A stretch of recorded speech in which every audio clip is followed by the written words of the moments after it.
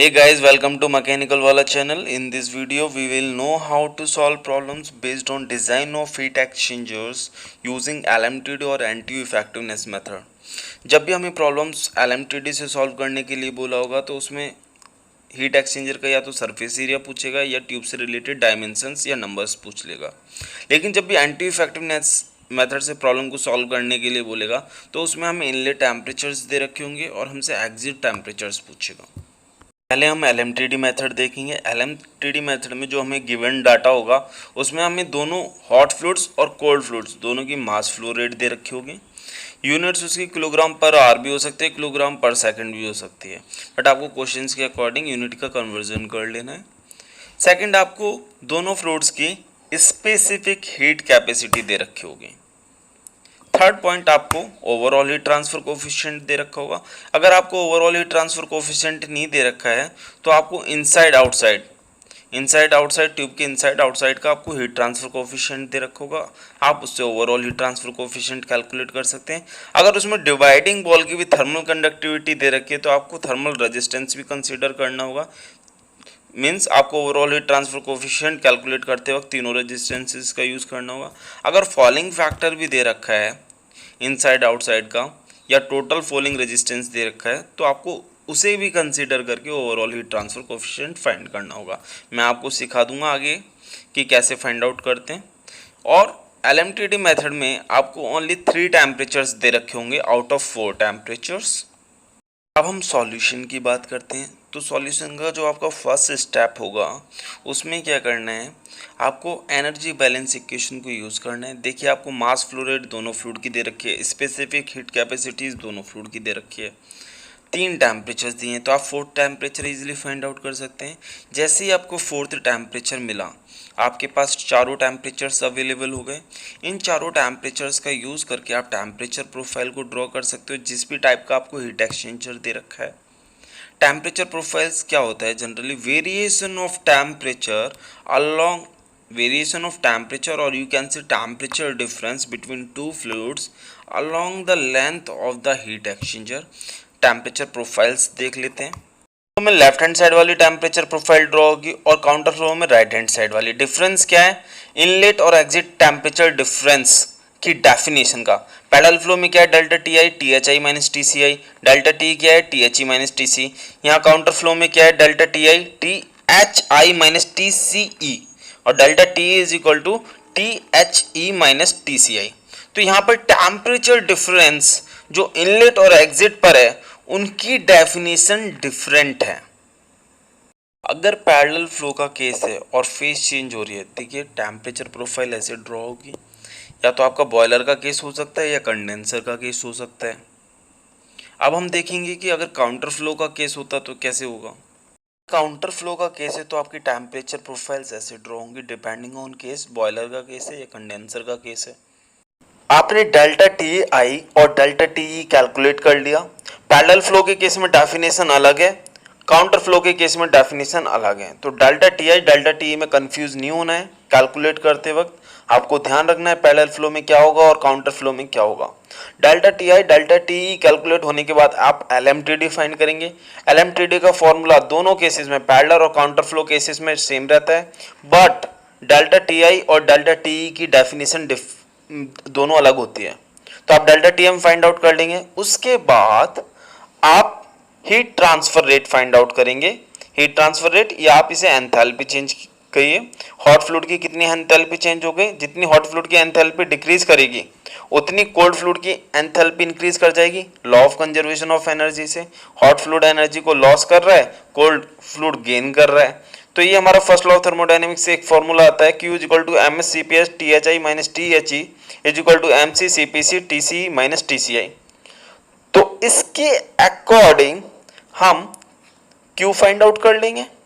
Question में आपको overall heat transfer coefficient दे रखा है तो आपको कैलकुलेट करने की कोई ज़रूरत नहीं है। लेकिन अगर एग्जामिनर क्वेश्चन का लेवल बढ़ाता है और वो आपको हॉट फ्लूइड साइड और कोल्ड फ्लूइड साइड का हीट ट्रांसफर कोफिशिएंट दे देता है तो आप फर्स्ट वन से कैलकुलेट कर सकते हो। अगर वो फॉलिंग रेजिस्टेंस भी एडिशनल दे देता है दोनों साइड का तो आप सेकंड यूज़ कर सकते हो। लेकिन अगर दोनों साइड का इंडिविजुअल फॉलिंग रेजिस्टेंस ना देके वो कंबाइंड दे देता है, तो आप F1 और F2 की जगह एक टर्म F डिनोट कर सकते हो। अगर उसने थर्मल कंडक्टिविटी भी इंक्लूड कर दी है, फॉलिंग रेजिस्टेंस नहीं दे रखा है, तो आप थर्ड वन से ओवरऑल हीट ट्रांसफर कोफिशिएंट निकाल सकते हो। अगर वो थर्मल कंडक्टिविटी और फॉलिंग रेजिस्टेंस इनसाइड आउटसाइड का भी दे देता है, तो थर्ड कंडीशन में आपको F1 F2 ऐड कर देना है और overall heat transfer coefficient find out करना है। देखिए आपने Q फाइंड आउट कर लिया, U फाइंड आउट कर लिया, डाल्टा TM फाइंड आउट कर लिया, तो आप A फाइंड आउट कर सकते हैं। A is equal to Q upon U into delta TM। यहां तक आपका surface area of heat exchanger find out हो गया। लेकिन जो कन्वेंशनल प्रॉब्लम्स होती है उनका लेवल बढ़ाने के लिए क्या करते हैं, साइलेंट ट्यूब हीट एक्सचेंजर्स की प्रॉब्लम को पूछा जाता है। उसमें फिर आपसे नंबर ऑफ ट्यूब्स पूछ ली जाती हैं, लेंथ ऑफ ट्यूब पूछ ली जाती है, ठीक है। तो मैं एक जैसे इसमें दे रखा है कि आपसे नंबर ऑफ ट्यूब्स पूछ ली जैसे, तो आपको वहां पर मास फ्लो रेट पता है, mass flow rate of water inside tube वो कितना होगा, जितना एक ट्यूब में फ्लो करेगा multiply by number of tubes. तो मैंने लिख दिया rho into AI cross sectional area of inside tube into velocity of flow into number of tubes. AI को मैं π/4 DI स्क्वायर लिख सकता हूं। तो मैं यहां से n निकाल सकता हूं, number of tubes find out हो जाएंगे। अगर मुझसे लेंथ ऑफ ट्यूब पूछता है तो मैं क्या करूंगा, सरफेस एरिया ऑफ ट्यूब मैं आउटसाइड सरफेस एरिया कंसीडर करूंगा इनटू नंबर ऑफ ट्यूब्स, तो मुझे हीट एक्सचेंजर का हीट ट्रांसफर सरफेस एरिया मिल जाएगा। A is equal to pi into D not into L into N. N पता है, D not मुझे पता है, A पता है, तो L निकल आएगा मेरे यहां से length of tube. Conventional problems पहले भी आ चुके हैं इस तरह की, जिसमें नंबर ऑफ ट्यूब्स पूछा है, लेंथ ऑफ ट्यूब पूछा है। एक केस और बनता है क्वेश्चन में, वो नंबर ऑफ पासेस मेंशन कर देता है, तो हीट ट्रांसफर के लिए सरफेस एरिया कितना हो जाएगा, A is equal to pi into D not into L into number of tubes into number of passes. तो आपको यहाँ से लेंथ ऑफ ट्यूब मिल जाएगी अगर नंबर ऑफ ट्यूब्स और नंबर ऑफ पासेस आपको पता है, और आउटर डायमीटर आपने फाइंड आउट कर लिया या क्वेश्चन में मेंशन है, तो आप इजीली फाइंड आउट कर सकते हैं लेंथ। नंबर ऑफ पासेस का यूज होता है हीट ट्रांसफर सरफेस एरिया को बढ़ाने के लिए। अगर आपको हीट एक्सचेंजर का ओवरऑल साइज नहीं बढ़ाना है, अगर आपके पास स्पेस नहीं है, तो आप क्या करें, आप जस्ट नंबर ऑफ पासेस बढ़ा दें, 2 number of passes, 3 number of passes, 4 number of passes. तो आप ऐसे अपने हीट एक्सचेंजर का हीट ट्रांसफर सरफेस एरिया बढ़ा सकते हैं। इफेक्टिवनेस एनटीयू मेथड तभी यूज करते हैं जब हमें केवल इनलेट टेम्परेचर्स दे रखे हों और हमसे कोई सा भी आउटलेट टेम्परेचर पूछा जा सकता है या दोनों आउटलेट टेम्परेचर्स पूछे जा सकते हैं, तब हम इफेक्टिवनेस एनटीयू मेथड यूज करेंगे। प्रॉब्लम इफेक्टिवनेस एनटीयू मेथड से सॉल्व करने को मिलेगी, उसमें आपको दोनों फ्लूइड्स की मास फ्लो रेट दी हुई होगी, स्पेसिफिक हीट कैपेसिटी दोनों फ्लूइड्स की दी होगी, हीट एक्सचेंजर एरिया दिया होगा और इनलेट टेम्परेचर्स दोनों फ्लूइड के दिए होंगे। क्वेश्चन में अगर आपको ओवरऑल हीट ट्रांसफर कोफिशिएंट दे रखा है तो बहुत अच्छी बात है, लेकिन अगर एग्जामिनर लेवल बढ़ाना चाहता है क्वेश्चन का, तो आपको क्या दे सकता है, और आपको heat transfer coefficient hot side का दे दिया, कोल्ड साइड का दे दिया, तो आप फर्स्ट इक्वेशन से फाइंड आउट कर सकते हैं। आपको इसके अलावा फॉलिंग रेजिस्टेंस भी दे रखा है, फॉलिंग फैक्टर्स दे रखे हैं, तो आप सेकंड से सॉल्व कर सकते हो। अगर आपको थर्मल कंडक्टिविटी और heat transfer coefficient hot side cold side का दे रखा है, तो आप थर्ड इक्वेशन से सॉल्व कर सकते हो, फाइंड आउट कर सकते हो ओवरऑल हीट ट्रांसफर कोफिशिएंट। अगर उसने थर्मल कंडक्टिविटी और फॉलिंग रेजिस्टेंस भी दे दिया, तो आप लास्ट थर्ड इक्वेशन में F1 F2 ऐड कर दीजिए, आप फाइंड कर लेंगे ओवरऑल हीट ट्रांसफर कोफिशिएंट। एक ट्रिकी क्वेश्चन ऐसे भी दे सकता है कि before use overall heat transfer coefficient इतना था, कुछ टाइम बाद इतना फॉलिंग रेजिस्टेंस आ गया, तो उस केस में क्या करेंगे आप, 1/u dirty is equal to 1/u clean plus fouling resistance add कर देंगे, तो आपको overall heat transfer coefficient use करने के बाद का मिल जाएगा। करते हैं कैसे प्रॉब्लम को सॉल्व करना है। तो फर्स्ट स्टेप क्या होगा, आपको मास फ्लो रेट दे रखा है और स्पेसिफिक हीट कैपेसिटी दोनों फ्लूइड्स की दे रखी है, तो आप पहले हीट कैपेसिटी फाइंड आउट करेंगे। हीट कैपेसिटी रेट कैसे फाइंड आउट करेंगे, मास फ्लो रेट और स्पेसिफिक हीट कैपेसिटी को मल्टीप्लाई करके आप दोनों फ्लूइड्स की फाइंड आउट करेंगे और उसमें देखेंगे किसकी कम है, जिसकी कम होगी आप उसे सी मिनिमम बोल देंगे, नेक्स्ट स्टेप क्या होगा आपका, नंबर ऑफ ट्रांसफर यूनिट्स आप फाइंड आउट करेंगे। कैसे फाइंड आउट करेंगे, U A upon C minimum, where U is overall heat transfer coefficient, A is area of heat exchanger, C minimum is जो आपने अभी फर्स्ट स्टेप में find out किया और जो मिनिमम था आप उसकी वैल्यू यहाँ रखेंगे, आप एनटीयू फाइंड आउट कर लेंगे। ये इफेक्टिवनेस जो होता है एनटीयू और कैपेसिटी रेट रेशियो का फंक्शन होता है। Capacity rate ratio is equal to capacity rate minimum upon heat capacity rate maximum, C is equal to C minimum upon C maximum. अगर कर्व ड्रॉ करें तो उसका इस टाइप का कुछ कर्व ड्रॉ होगा।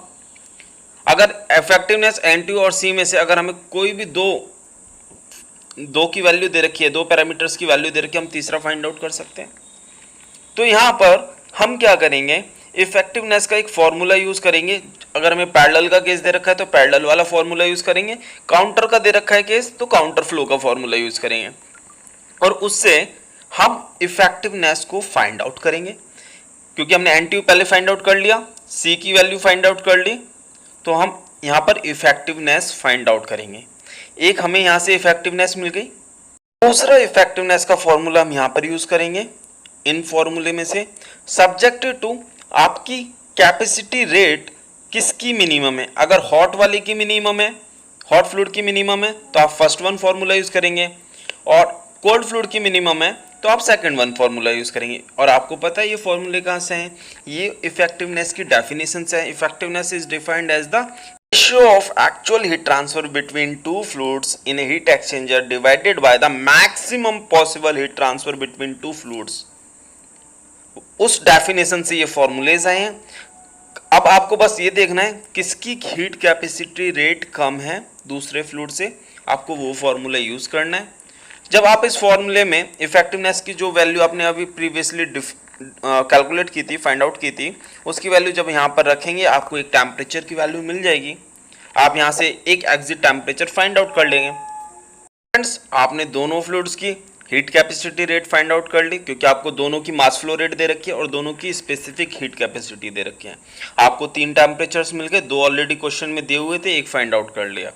तो आप फोर्थ टेम्परेचर भी फाइंड आउट कर सकते हैं, क्योंकि यहाँ पर अगर आप टर्म्स देखें तो 8 टर्म्स हैं, 8 टर्म्स में से आपको 7 टर्म्स पता है, आप 8th टर्म फाइंड आउट कर सकते हैं। ऐसे आपको जो दूसरा वाला एग्जिट टेम्परेचर था वो भी आप फाइंड आउट कर लेंगे, तो आपकी प्रॉब्लम सॉल्व हो जाएगी। Thanks for watching this video.